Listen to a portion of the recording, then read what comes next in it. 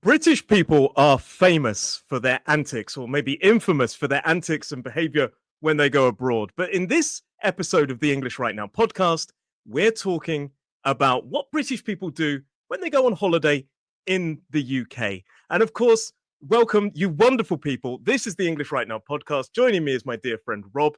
And in this, we're going to teach at least 10 pieces of vocabulary along the way. Hello, Rob. Hello there, Mr. Woodhouse. How are we? I'm very well. We're getting formal, Mr. Carter. Yes, we are. Okay, Yeah, let's forget very that. well. How are you? I'm doing very well, and I'm glad we're talking about holidays because I spend most of my life thinking about holidays, and then when I'm not thinking about holidays, I'm going on holiday. Compared to me, you're practically a jet setter. Jet setter is something we talk about when going all over the place on planes. Great piece of vocabulary, not one of our 10, but it's a great piece of vocabulary anyway. So first of all, we need to talk about the words holiday and vacation, don't we?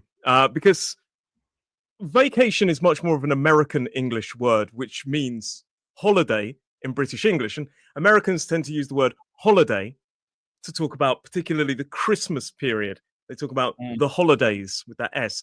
We say holiday when we just go away from our normal routine. We don't tend to use the word vacation. No, I've never used vacation. Yeah, they tend to talk about holiday seasons, don't they, and things like that. Yeah. But a holiday is definitely going away, doing something different, I guess, from home, having a break. Nice. Yeah, it is. And where did you go last? Where did you go last on holiday? Well, I've just come back from a holiday, actually, Roy. Can you see? You're looking tanned. Yes. Well, it's amazing. I haven't been anywhere hot and sunny. I've been to the north of Britain. I've been to Scotland on a cycling holiday. So that was good fun. 5 days of cycling. Great. Very, very nice. You're looking good for it. Probably that red face is not the tan then. It's the exhaustion from being on a bike for so long. Yes. But that's magnificent. How many miles did you do on your trip? In total, 200 miles. 200 miles. Very good. Yeah. Next time, great piece of advice. Take a car. It's going to be much easier. But no,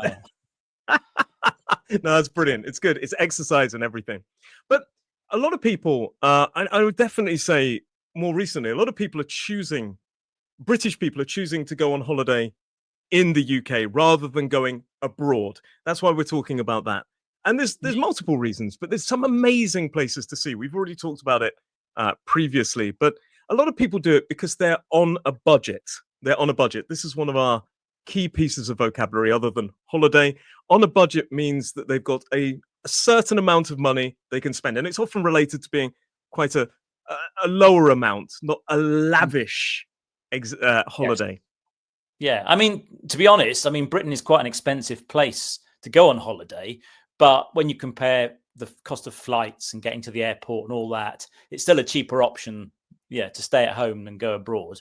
And we sometimes call this, it's confusing. We sometimes call this a staycation. The word's kind of changed, isn't it? Because originally staycation meant you actually stay at home for your holiday. Don't go anywhere, you stay at home. But a staycation now, I suppose, means to stay in the UK, not go abroad. Yeah. This is a fantastic sort of evolution of language, and this is a relatively new term. First of all, staycation is a combination of the words stay and vacation, and I guess we use that because stay-lady would sound terrible, so we've kind of used the Americancation there. But yeah, originally it meant stay in your own house, maybe do things like playing video games at home. So you would take a week off of work to just stay at home and relax, and then it kind of changed slightly to mean short day trips around your house, around your sort of local area. So maybe if you live on the Isle of Wight, you'd go to a couple of places on the Isle of Wight. And then now staycation, the term has evolved again to mean stay in your own country. So this is what we're talking about, staycations. Fantastic evolution. I love how language changed. I wonder what it's going to mean in 20 years' time. Maybe stay on this planet. Maybe we'll be traveling to other planets and we'll say, I'm going to take a staycation on Earth, but who knows? The term staycation is a bit condescending in a way. It's almost saying, we can't afford to go abroad to another country, so we're going to have to stay at home and staycation. It's almost like it's a lesser holiday, which it isn't, of course. No, it's not at all. I remember like when you were at work and in the office and you say, the people would automatically go, are you going anywhere nice? No, just a staycation. And that did mean stay at home. But I used to love a staycation, to be honest. Mm. I loved just staying at home and getting the house clean and everything. It was just, yeah, it was quite therapeutic, I think. But Yeah. now, as you say, staycation means stay in the country. And there are Mm. so many lovely places that you can go to. You can escape to the country. This is something we often talk about, like we're escaping something. Yeah. What sort of places, very quickly, would you recommend to visit in the UK that are not London? We've talked about this before. Not, yeah, we know London is a big draw for anybody, but yeah, I like to fly the flag for the UK, by the way, because I think there's so much to see. No, but we have a lot of variety, don't we, Roy? I mean, Yeah. including the Isle of Wight. There's one place. You Including. No, we have got lots of islands to explore. We've got great, obviously, we're an island, so we've got great coastline, fantastic beaches, beautiful scenery. We have a number of mountain ranges. So if you like the mountains, you can go into the mountains. We've got some more softer English countryside with hills and rivers. Yeah. And then we've got some great of course, got history. So we've got like great historic cities like York, where you can go and visit the castle and you can go and visit all the kind of really old Viking and Roman remains and stuff like that. So I think there's plenty to choose from if you have a staycation. The South Coast as well. The Cornwall, Devon, these kind of places. Wales, and we've talked about England there, but Wales, the whole of it, beautiful. You're talking about like mountains, but there's some beautiful valleys and stunning countryside. Scotland as well, amazing. Northern Ireland as well, got some really unique, special places. Definitely, there's plenty to see. I think, and it's interesting we talk about holidays because I mean, I live, and you do as well, live in nice places that somebody else would come and visit for a holiday. But I like to leave this area and go somewhere different, just because I suppose a change of routine. It's something. It's different from where you are now. Even though I live in lovely countryside, it's nice to go somewhere a bit different, I suppose, and get away from the washing machine and things like that. Yeah, or if you choose to stay at home, you could, spend more time with the washing machine. I don't know. But that's another way, as we call it, a getaway. To get away. You used it there to leave your normal routine. So what do you prefer? Do you prefer longer holidays or shorter holidays? What do you prefer? What's your kind of... Well, I like both, really, Roy. I like to have a long holiday and what we might call a mini break, which is a little short trip, maybe over a weekend, to a city or a particular location. That's a mini break. But yeah, longer holidays preferably. And I tell you what I do like. I like camping, which not everybody enjoys. But I do like camping because you're very close to nature. You smell the smells, you hear the sounds because you're so much outdoors, aren't you? Yeah, I love camping. Camping's, ideal. Maybe we can do an English Right Now podcast from a tent. From a tent. Tent is the thing that we stay in. The thing, the little kind of made of sort of fabric, covered with fabric. Although you get some really amazing tents. We're going to talk about that in a moment. You use some really, really good vocabulary. You talked about a mini break, which, as you said, is a short holiday. If you go to a city, we can call it a city break. So this idea of maybe you're traveling to Edinburgh on a city break, or whatever city you choose to go to. If it's abroad, you maybe go to Prague for the weekend. Things like that. That's a city break. And you also talked about, as you say, camping. But some people, they don't like staying in a typical tent. They stay in something a bit more luxurious. And we call that glamping. Glamorous camping. Have you ever been glamping? Never. No. It's not my cup of tea. For really, it's too expensive for a start. But no, I like the simple pleasures. You've got your sleeping bag on the ground, a little camping stove. That's all I need. Yeah, I like to do that as well. I mean, glamping is this kind of idea of this luxurious kind of maybe a hut or something like this. This you've got all mod cons, as they say, all these kind of modern things like heated showers and I don't know, toilets and things like this. Usually campsites do have toilets, but sometimes they don't have hot showers. And no cooking facilities and all these sort of things. So glamping, I know a lot of people that do like glamping, particularly if you've got young children. I think glamping can be maybe a bit easier, sort of, maybe a few kids. But again, my son loves camping. Yeah. Good. Yeah. Because glamping's for softies, people who are too soft can't handle the discomforts of basic camping. Because I think Yeah. glamping they have beds as well. Sometimes you get proper bed and heating, so it's almost like being at home. So you're not really experiencing the natural The experience wilderness. of wilderness. Yeah. Yeah, I think yeah. No, glamping's not really for me, but I can completely understand why you would want to maybe do that. Um, and probably it would work for people who prefer staying in hotels, but they want the feel Yeah, of the countryside. Maybe people aren't quite prepared to go because camping isn't for everyone. It is a bit. You can get a bit dirty and it mm. can be a bit uncomfortable at times. No, But I absolutely love it.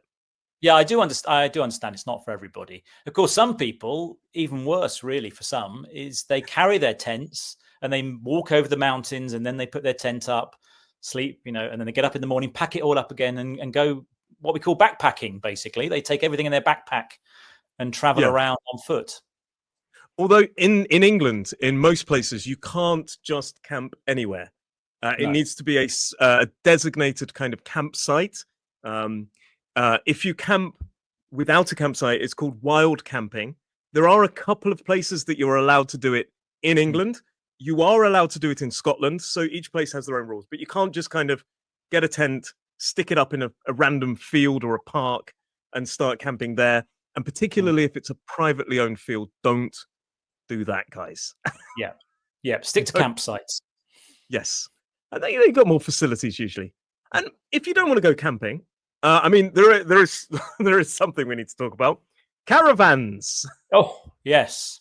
Is it a step up? Would you call it a step up from camping? I don't know. I suppose it's slightly more comfortable in that you've got solid walls around you in a caravan. Yeah, This is I mean, a vehicle. This is like a trailer that the car would tow that has yeah. beds and facilities in it, like a stove and a toilet and things like that.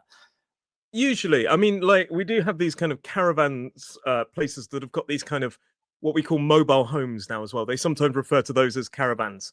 And my wife, my family, we often go to these places, and it's like halfway between a little mini house and a mobile house. It's a mobile home basically, Mm, because you can move them from one place to another. Although it's not overly practical, you need a big lorry to move them.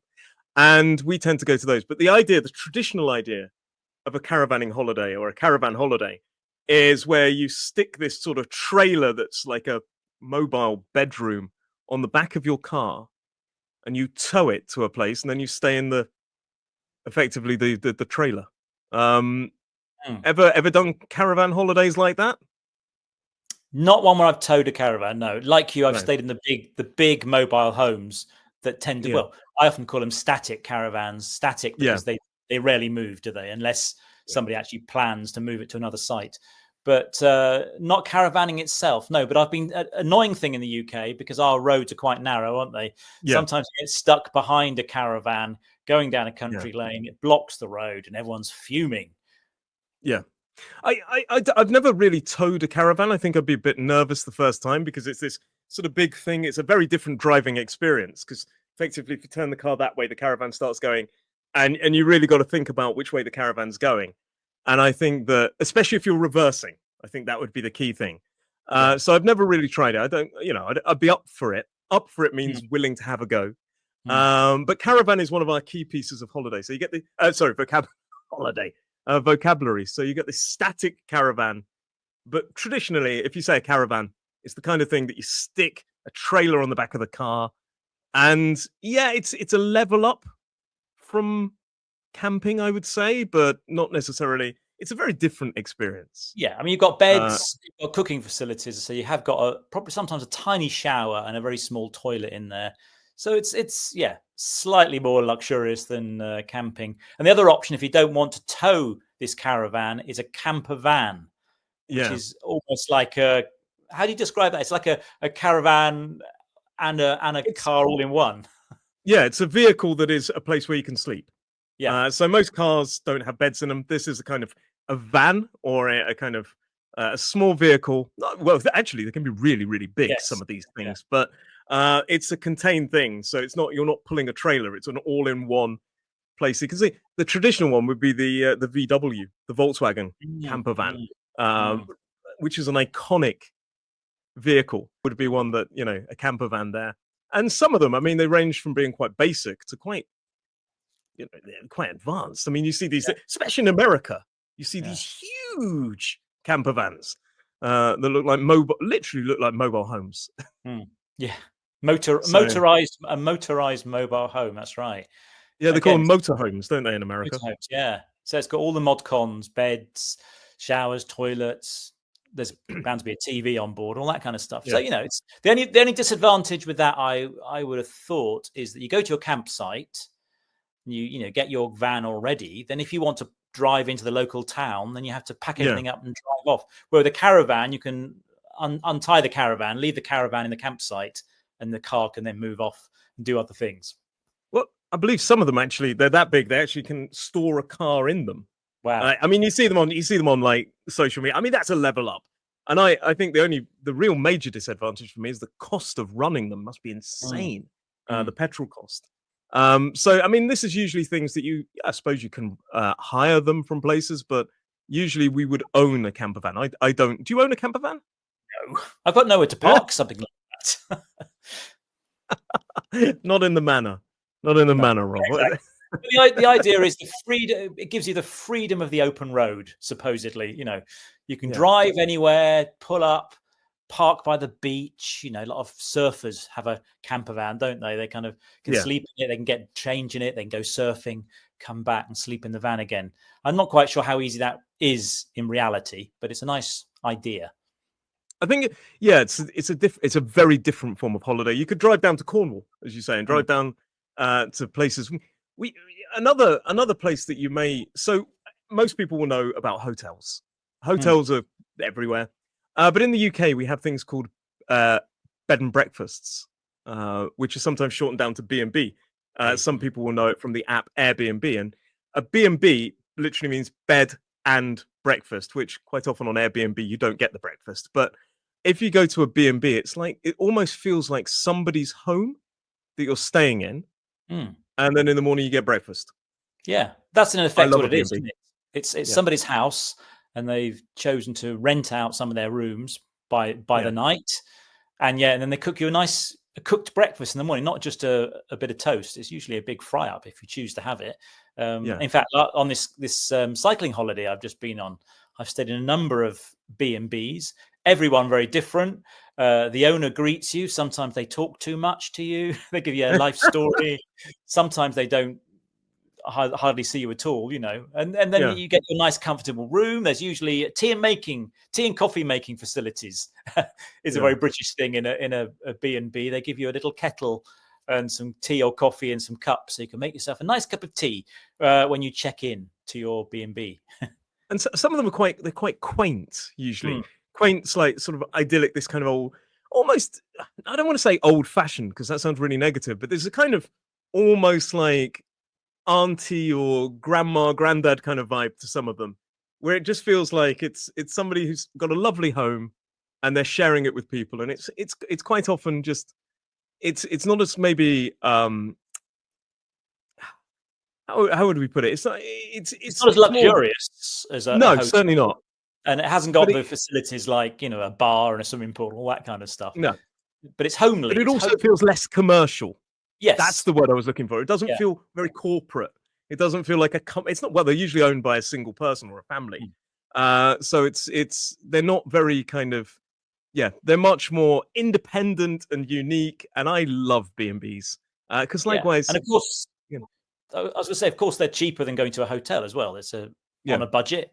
Makes it cheaper, and there are so many across the UK that you can go on a road trip. So basically, a journey in your car around the UK, and one night you can stay at this B&B, and then you can move on to another village or a town, and there's another B&B you can stay at, and you can just usually turn up and just knock on the door and say, "Have you got a room free?" Yeah. Is there room at the inn, as it sounds like? So an inn is another. Oh, it's more traditional, that kind of thing. It's usually built into a pub, an inn. Not as common as they once were, actually, to be honest. But so we've used B&B, which is one of our 10 pieces of vocabulary, as is road trip. You just use there. Get in your car and drive. It's like a driving holiday. For some people, that sounds like hell on earth, I think. But I love a good road trip. The other option for a holiday, if you don't want someone to cook your breakfast for you, or you don't want to stay in a hotel where you might have dinner provided for you. If you have dinner, by the way, if you have breakfast, lunch, and dinner, they call it full board, don't they? They do. So if you go to this is a really these are some key pieces of vocabulary Yeah. that we chose. If you go to a hotel, you can get full board, which means all of your meals provided. Half board, which is usually breakfast and dinner, but not lunch. Or you can just get a rate for the room. And quite often, I will say this as well: you sometimes have to pay an extra amount of money if you're single, as a single person taking a double room. Sometimes you have to pay slightly more to stay in that room because they feel like they're potentially losing a bit of money. Yeah. That's something as well to be They're aware of. charging you for a single room, Roy. They're not charging you for being single. Yeah. No, yes, it's not a punishment. But yeah, no. Sometimes it's slightly more expensive. So they'll tell you the price per person per night, but there'll be a single an extra charge as well. And if you go on holiday, sometimes you can get all inclusive, but that's more for going abroad. When it's like a sort of holiday abroad and it includes the drinks and it includes everything, we call it all inclusive. So we'd use full board, half board, or just the room. And it's quite clear on a number of sites. And you said as well, if you rent out a kind of place, maybe from Airbnb, it's like self-catering as well, isn't it? That's right. Yeah. So if you don't want to stay in a hotel and have food or bed and breakfast, you rent a property, a house, cottage, like through Airbnb, but there are other options as well. And you cook for yourself, and we call that self-catering, don't we? Self-catering. So you look after your own food. Yeah. Yeah, and you go to the supermarket, grab some things, and it's just like kind of being at home. Some people don't like that because effectively they want to go on holiday and not worry about things like cooking. But for some people, that's really cool as well because they can control their own diets. And the other thing we need to say, I mean, there's lots of places to go. You can go to the hills, you can go to the countryside, but the seaside, the traditional British seaside holiday. Where do you think when I say seaside holiday? Well, places I've been to: Margate in Kent, there's Brighton, was a big seaside. Brighton's a classic. Another popular place Skegness. Skegness, yes, Skegness, Scarborough, and I was thinking Blackpool is a traditional what we used to call a bucket and spade place because people took their bucket and spade to play on the beach. It's got all the kind of traditional things like fish and chips, of course, available everywhere. There's cafes, there's amusement arcades, there might be a fun fair. On the beach, you might be able to ride on a donkey, for example. Traditional seaside attractions. Those are sort of things you get. I mean, these are often these towns, they started becoming really popular. These types of holidays became popular during the Victorian era, and they've kind of stuck around. Like you say, some people do call them a bucket and spade holiday. It's not as common as it once was, but it's one of our vocabulary items because you can say a bucket and spade holiday because you're going to the beach, but also those are key things. You take a bucket and a spade and you build sandcastles at the beach. And they often have piers, amusement piers. Sadly, I would say a number of them, because I think in recent years, not so much now. Now people are going more and more to these sort of places, but maybe in the 2000s, and people started to go more commonly to Spain or to another country, and I think a lot of these places got a bit sort of run down. I think even before that, the people blame it on the invention of the jet engine, and people could fly off cheaply and quickly to other places, and thought we don't want to stay at home in the rain. We'll go to Spain, And so those seaside towns fell into decline and got quite grubby, didn't they? But now they've had a bit of a revival, I think. Now, some are quite trendy places to go. Maybe people don't go there now for their main holiday, their 2-week break, but they might have, as we mentioned earlier, mini breaks or a short trip and spend a long weekend by the seaside, eating and just walking around and stuff. Yeah, it's almost become a novelty to go to the beach, like we would have done, like our families would have done, maybe 20, 30 years ago. So it's kind of, it has, as you said, a huge revival. But there was a period of time when a lot of these budget airlines, it was cheaper sometimes to fly to Spain or these sort of places than it was to go on holiday in the UK.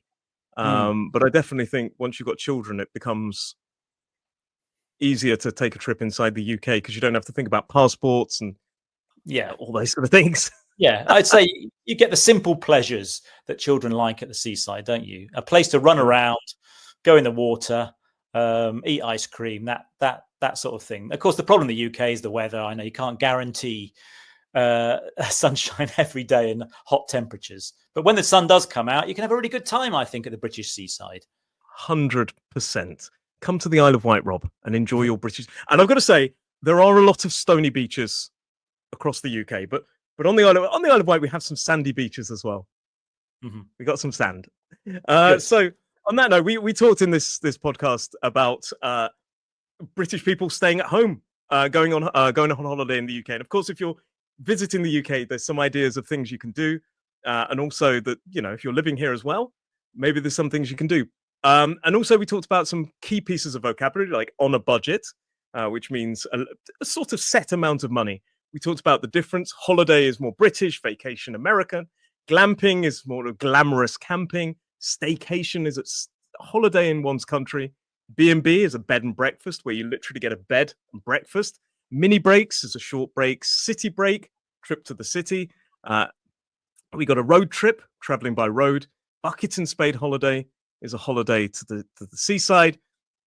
And a caravan is something we tow behind the car. Campervan is a sort of contained place where you can sleep. And we talked about full board being all of your meals, half board being everything but lunch. And we also talked about self-catering, where we cook for ourselves. Rob, thank you so much for joining us. I'm going to go and book my next holiday now, I think. I think you should. Make sure you book me as well. Okay. Book a holiday for me. Take me with you. Take me with you, Rob. But thank you very much. Please do let us know what you'd like us to talk about again in the next podcast. But Rob, thank you very much, man. It was an absolute pleasure to see you. It's great fun. Thanks a lot. See you next time. Take care. Bye.